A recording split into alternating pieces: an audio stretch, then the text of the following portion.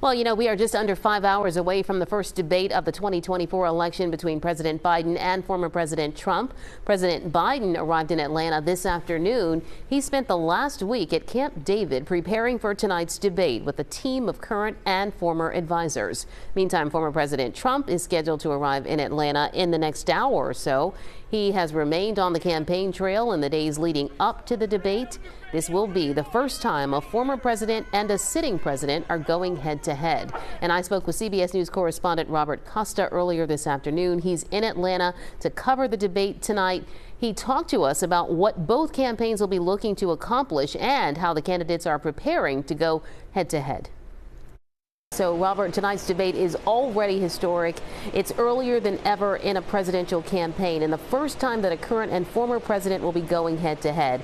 And it seems the candidates are using very, very different tactics to prepare. Tell us about that.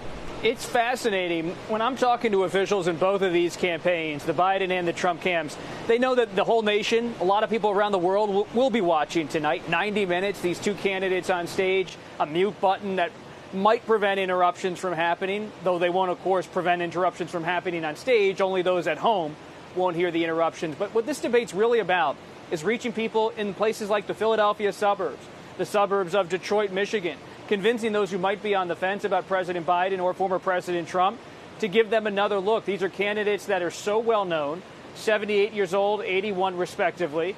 And at the end of the day, officials in both campaigns tell me they want these candidates to reintroduce themselves, if possible, to the nation tonight.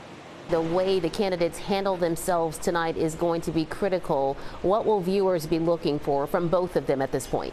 I've really noticed that inside the Trump campaign, there's a debate about the debate. Should he be aggressive or should he be low-key early on?